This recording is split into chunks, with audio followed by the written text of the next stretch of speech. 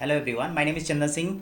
I am mentor of 1000 student. So मैंने जैसे कि आपको बताया था कि क्लास 10th में मैथ और साइंस के बिल्कुल फ्री बैचेस आपको अवेलेबल कराए जाएंगे, जिसमें सारे कंटेंट सारे टॉपिक विथ डिटेल डिस्कस किया जाएगा और प्रीवियस ईयर क्वेश्चन के साथ। तो जैसे ये लेक्चर खत्म होता है उसके बाद हम लोग शुरू करेंगे प्रीवियस ईयर के क्वेश्चंस कि कैसे एग्ज़ाम में पैटर्न पूछा जाता है और उसके सोल्यूशन कैसे आपको लिखना होता है। ये जो बैच है वो मैंने महाकाल नाम से शुरुआत किया है। हालांकि आज ये तीसरे दिन मैं रिकॉर्ड कर रहा हूँ तो मेरे दिमाग में आया क्यों ना इसको नाम दे देता हूँ। तो ये महाकाल बैच है, बिल्कुल फ्री है, आप ज्वाइन कर सकते हो और इसको ज़्यादा से ज़्यादा अपने फ्रेंड को शेयर करो। अगर आपने पहला और दूसरा वीडियो नहीं देखा है तो उसको फटाफट जाओ पहले देख लो, उसके बाद से इस वीडियो को देखना। तो चलो शुरू करते हैं आज का वीडियो। आज का हमारा टॉपिक है टाइप्स ऑफ केमिकल रिएक्शंस, यानी कि हमने जो केमिकल रिएक्शन देखा है उसके टाइप कितने होते हैं, इसको हमें इस सेशन में डिस्कस करना है। ठीक है, तो जैसा कि आपको पता है कि जो भी कंपाउंड होते हैं, ठीक है, वो केमिकली बॉन्डेड होते हैं एक दूसरे से। ठीक है, उनके अंदर जो एटम्स होते हैं वो एक दूसरे से केमिकली बॉन्डेड होते हैं। अब चूंकि केमिकल रिएक्शन कराना है तो उसके लिए दूसरा कोई कंपाउंड चाहिए, और जब दूसरा कंपाउंड इसके साथ ऐड होता है तो ये बॉन्ड ब्रेक होके अपने आप को एक दूसरे से कंबाइन करते हैं और जिसके वजह से रिएक्शन होता है। तो ये जो जितने भी टाइप्स होते हैं केमिकल रिएक्शन के, ये उस पर डिपेंड करता है, उसी के अकॉर्डिंग जो रिएक्शंस के टाइप होते हैं वो डिफरेंट डिफरेंट होते हैं। ठीक है, तो चलो देखते हैं कि कौन सा पहला टॉपिक है जिसको हमको इस टाइप ऑफ केमिकल रिएक्शन के अंदर डिस्कस करना है। सबसे पहला टाइप है केमिकल रिएक्शन का कॉम्बिनेशन रिएक्शन। देखो, मैंने बताया था कि साइंस ना बहुत इंटरेस्टिंग है। क्यों इंटरेस्टिंग है? क्योंकि ज़्यादातर चीज़ें इसके नाम में ही छुपा है। यहाँ भी कह रहा है कि कॉम्बिनेशन रिएक्शन, यानी यहाँ दो अलग अलग चीज़ें एक दूसरे से कंबाइन करके एक नया सब्सटेंस बना रही होंगी, और वो चूंकि केमिकल रिएक्शन के थ्रू हो रहा होगा, इसीलिए हमको इस रिएक्शन में कॉम्बिनेशन रिएक्शन पढ़ना है। तो जैसा कि नाम में ही सजेस्ट कर रहा है कि दो या दो से ज़्यादा कंपाउंड होंगे, वो आपस में कंबाइन होकर एक सिंगल कंपाउंड बना रहे होंगे, उसी को हम कहते हैं कॉम्बिनेशन रिएक्शन। अब डेफिनेशन कैसे लिखना है उसको भी देख लेते हैं। The reaction in which two or more substance combine to form a single substance under suitable condition. ठीक है, एग्जाम्पल क्या है? कंबस्टन ऑफ कोल, या फिर आप इसको बर्निंग ऑफ कोल भी ले सकते हो, बर्निंग ऑफ कोल। ठीक है, चूंकि कोल में क्या होता है? कार्बन होता है, और चूंकि जब कोयले को जलाया जाता है तो वो ऑक्सीजन के प्रेजेंस में जलता है, यानी कि कार्बन और ऑक्सीजन एक दूसरे से कंबाइन होंगे और बनाएगा क्या? CO2 गैस, यानी कि कार्बन डाइऑक्साइड गैस बनाएगा। तो यहाँ देख रहे हो दो अलग अलग सब्सटेंस जो है वो कंबाइन होकर एक न्यू प्रोडक्ट बना रहे हैं, न्यूली सब्सटेंस को फॉर्म कर रहे हैं। इसलिए ये जो एग्जांपल है, बेस्ट एग्जांपल है कॉम्बिनेशन रिएक्शन का। ठीक है, अदर एग्जांपल भी देख लेते हैं। कह रहा है कि combination of nitric oxide with oxygen to form और नाइट्रोजन डाइऑक्साइड। क्लियर है? यानी कि यहाँ नाइट्रिक ऑक्साइड यानी कि NO, इसको कंबाइन कर रहे हैं ऑक्सीजन के साथ, क्या बन रहा है? नाइट्रोजन डाइऑक्साइड यानी कि NO2 बन रहा है। अब चूंकि ये नाइट्रोजन ऑक्साइड है, ये गैस के फॉर्मेट है, ऑक्सीजन भी गैस के फॉर्मेट में है, और NO2 हम गैस के फॉर्मेट में बना रहे हैं। तो दो अलग अलग हमने सब्सटेंस लिया है और इन दोनों को कंबाइन करके एक सिंगल सब्सटेंस बना रहे हैं, इसलिए ये भी जो एग्जाम्पल है वो कॉम्बिनेशन रिएक्शन का बेस्ट एग्जाम्पल है। ठीक है, ये भी आप एग्जाम्पल में लिख सकते हो। तीसरा है combination of ammonia with hydrogen chloride gas to form a white solid mass of ammonium chloride. ठीक है, तो हमें किसको कंबाइन करना है? अमोनिया को कंबाइन करना है, किसके साथ? हाइड्रोजन क्लोराइड के साथ, यानी HCl के साथ। तो हमने NH3 अमोनिया को ले लिया और HCl हाइड्रोक्लोरिक एसिड ले लिया। ठीक है, ये हाइड्रोजन क्लोराइड के बजाय आप हाइड्रोक्लोरिक ले सकते हो, हाइड्रोक्लोरिक एसिड ले सकते हो। ठीक है, यहाँ हाइड्रोजन क्लोराइड के बजाय आप लिख दीजिएगा हाइड्रोक्लोरिक एसिड। ठीक है, ये भी गैस के फॉर्मेट में ही है, लिक्विड फॉर्मेट में नहीं है। तो जब इन दोनों को कंबाइन करेंगे तो इसमें से H निकल के इसके पास आ जाएगा, तो ये हो जाएगा NH4, और Cl इसके साथ आ जाएगा तो हो जाएगा NH4Cl, जिसको कहते हैं अमोनियम क्लोराइड। ठीक है, ये वाइट फॉर्मेट में आपको मिलता है। तो ये भी दो अलग अलग सब्सटेंस कंबाइन होकर एक न्यूली फॉर्म सब्सटेंस बना रहे हैं, इसलिए इसको कहते हैं कॉम्बिनेशन रिएक्शन। ठीक है, अगला जो टाइप है टाइप ऑफ रिएक्शन में, वो है डीकम्पोजिशन रिएक्शन। ठीक है, डीकम्पोजिशन रिएक्शन। अभी क्या हो रहा था? दो अलग अलग सब्सटेंस होते थे, वो कंबाइन होके एक न्यूली प्रोडक्ट को बना रहे थे। यहाँ जो है डीकम्पोज होना यानी कि ब्रेक हो जाना, यहाँ एक सिंगल सब्सटेंस जो है वो ब्रेक होके दो अलग अलग सब्सटेंस में बदल जाएगा, यानी कि नया प्रोडक्ट फॉर्म करेंगे, बट वो दो अलग अलग होंगे, इसलिए उसको कहते हैं डीकम्पोजिशन रिएक्शन। बस इसी हाइपोथेसिस को आप उसके एग्जाम्पल में उसके डेफिनेशन में यूज़ करोगे। इसका डेफिनेशन भी देख लेते हैं। Those reaction in which a single substance break down to give two or more smaller substance under suitable condition. अब ये जो डिकम्पोजिशन रिएक्शन है ना, ये तीन इसके अलग अलग टाइप हैं जिसको हमको यहाँ डिस्कस करना है। ठीक है, तो डिकम्पोजिशन समझ में आ गया। एक बड़ा सब्सटेंस होगा जो ब्रेक डाउन होकर दो या दो से ज़्यादा स्मॉलर सब्सटेंस में वो कन्वर्ट हो जाएगा, इसको कहते हैं डिकम्पोजिशन रिएक्शन। नाम में ही चूंकि सजेस्ट है डिकम्पोज होना है इन ब्रेक डाउन हो जाना। क्लियर है। तो जो सबसे पहला डिकम्पोजिशन रिएक्शन है उसको पढ़ना है थर्मल डिकम्पोजिशन। ठीक है, इसके भी नाम में ही छुपा है। यहाँ डिकम्पोजिशन तो होगा वो थर्मल प्रोसेस है, यानी कि हम किसी ना किसी तरीके से इसको हीट प्रोवाइड करेंगे। ठीक है, कह रहा है कि this reaction occur in presence of heat, यानी कि हीट के प्रेजेंस में ये अकर होगा, उसको कहेंगे थर्मल डिकम्पोजिशन। अब जैसे यहाँ देख रहे होगे आप, यहाँ हम सिंपली क्या कर रहे हैं, एक केमिकल लिए हैं, उसको हम सीधे सीधे हीट करना शुरू कर रहे हैं। ठीक है, वो है फेरस सल्फेट FeSO4। इसको हम धीरे धीरे जब हीट करना शुरू करेंगे तो ये फेरिक ऑक्साइड और सल्फर डाइऑक्साइड और सल्फर ट्राइऑक्साइड में कन्वर्ट हो जाता है। ठीक है, और जो ये स्मेल आती है ना, ये बर्निंग ऑफ सल्फर का है, वो सल्फर डाइऑक्साइड में कन्वर्ट हो चुका है। ये जो स्मेल धीरे धीरे आपको मिलता है, ये स्मेल जो है वो बर्निंग ऑफ सल्फर का है। और चूंकि देख रहे हो आप, हीट देने पर आप जो फेरस सल्फेट है उसको तीन अलग अलग सब्सटेंस में कन्वर्ट कर देते हो, यानी कि हमने हीट के थ्रू इसको डिकम्पोज कर दिया, इसलिए इसको कहते हैं थर्मल डिकम्पोजिशन। नेक्स्ट है डिकम्पोजिशन रिएक्शन में इलेक्ट्रोलाइटिक डिकम्पोजिशन। यहाँ भी नाम में ही छुपा है इलेक्ट्रोलाइटिक, यानी कि यहाँ पर इलेक्ट्रिसिटी प्रोवाइड करके हम किसी सब्सटेंस को डिकम्पोज कर रहे हैं, तो उसको कहेंगे इलेक्ट्रोलाइटिक डिकम्पोजिशन। जैसे कि आप यहाँ सेटअप देख रहे होगे, यहाँ पर हमने सिंपली वाटर ले लिया है एक फनल में और उसके अंदर दो इलेक्ट्रोड लगा दिया और उसको सीधे बैटरी से कनेक्ट कर दिया है। ठीक है, ये वाला टर्मिनल जो है वो प्लस वाला है और ये वाला टर्मिनल माइनस वाला है।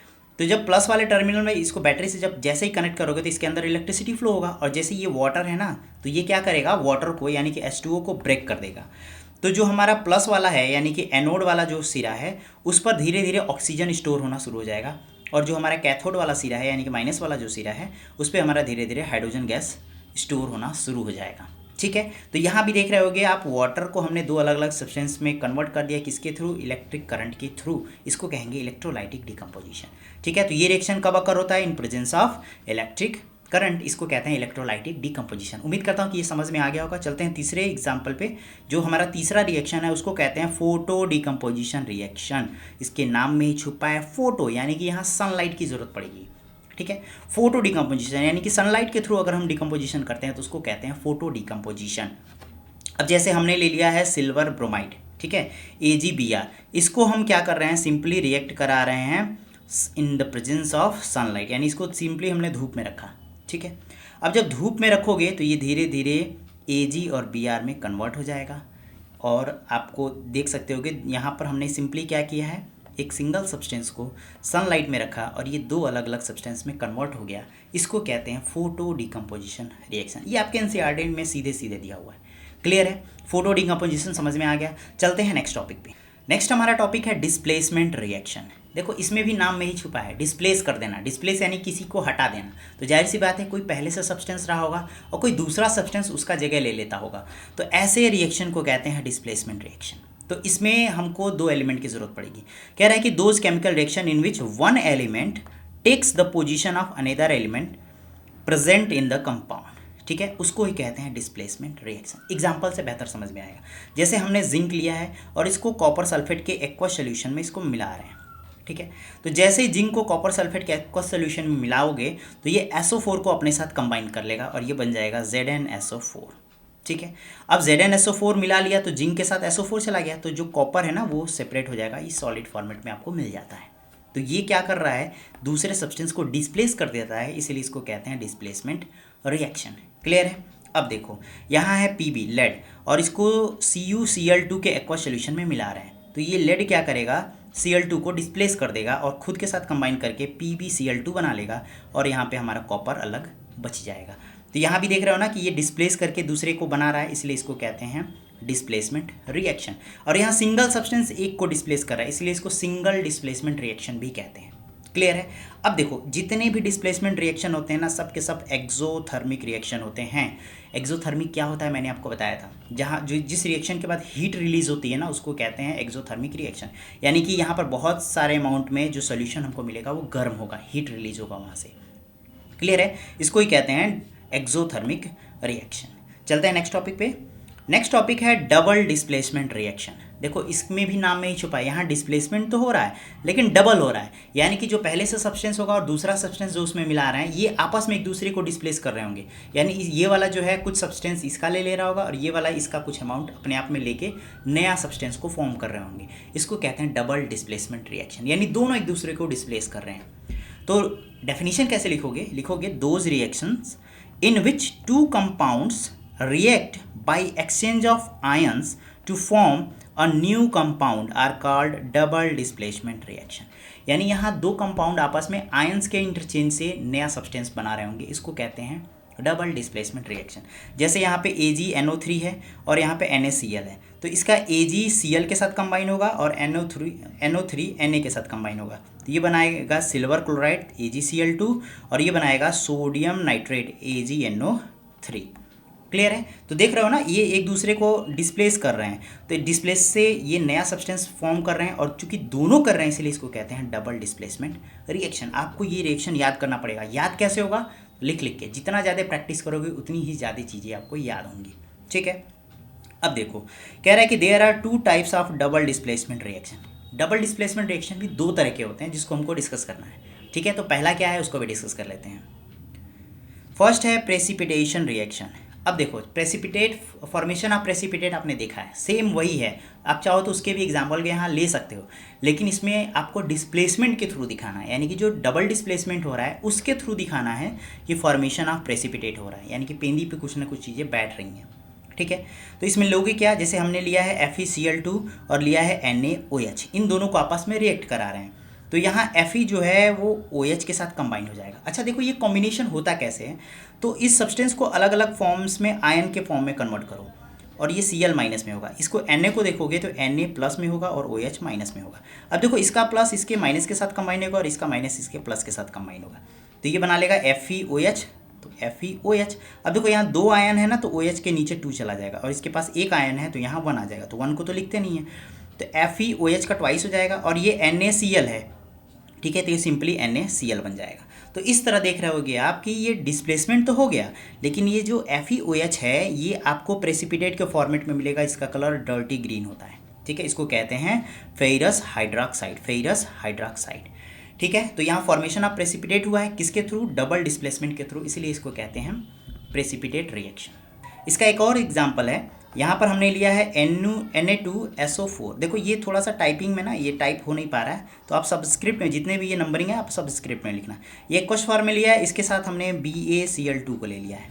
ठीक है, अब इसका Na2Cl के साथ कंबाइन होकर बना लेगा, Na2Cl के साथ कंबाइन बना के क्या बना लेगा NaCl, और SO4 Ba के साथ बना लेगा BaSO4, जिसको हम कहते हैं बेरियम सल्फेट, और ये वाइट फॉर्मेट में प्रेसिपिटेट बनाता है। तो यहाँ भी देख रहे हो डिस्प्लेसमेंट तो हो रहा है, साथ ही साथ प्रेसिपिटेट फॉर्मेशन हो रहा है, इसीलिए इसको कहते हैं प्रेसिपिटेशन रिएक्शन। ठीक है, नेक्स्ट टाइप है डबल डिस्प्लेसमेंट का न्यूट्रलाइजेशन रिएक्शन, यानी डबल डिस्प्लेसमेंट तो हुआ है साथ ही साथ न्यूट्रलाइजेशन होता है। और हमने आपको एसिड और बेस का रिएक्शन पढ़ाया था कि जब एसिड और बेस एक दूसरे से कंबाइन होते हैं तो सॉल्ट एंड वाटर बनाते हैं। सेम एग्जांपल यहाँ भी ले लेना है, यहाँ भी क्या करना है, रिएक्शन कराना है, और उस रिएक्शन को न्यूट्रलाइजेशन रिएक्शन भी कहते थे। तो जैसे हमने NaOH बेस फॉर्मेट में लिया है और HCl एसिड के फॉर्मेट में लिया है, दोनों को कंबाइन करा रहे हैं, तो यहाँ NaCl के साथ बना लेगा NaCl और OH के साथ बना लेगा H2O।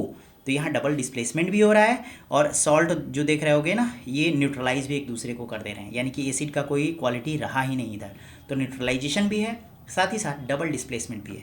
सेम यहाँ पर बेस के साथ हमने CuO कॉपर ऑक्साइड ले लिया है, ठीक है, और HCl के साथ कंबाइन कर रहे हैं, तो CuCl2 बना लेगा। ठीक है, कॉपर क्लोराइड बना रहा है यहाँ पे, इसको सॉल्ट फॉर्मेट में कह रहे हैं, और यहाँ से HO के साथ H2O बना रहा है, यानी कि वाटर। तो सॉल्ट एंड वाटर बन गया, एसिड बेस का नेचर ही खत्म हो गया है। तो यहाँ भी जो है रिएक्शन है वो न्यूट्रलाइजेशन रिएक्शन है। ठीक है, तो यहाँ तक तो हमने पढ़ लिया। इसके बाद हम लोग पढ़ेंगे रेडॉक्स रिएक्शन, जिसमें ऑक्सीडेशन और रिडक्शन पढ़ेंगे, साथ ही साथ उसके रियल लाइफ एग्जांपल देखेंगे, और जैसे ही वो खत्म हो जाएगा उसके बाद से हम शुरू करेंगे आपके प्रीवियस ईयर के क्वेश्चंस।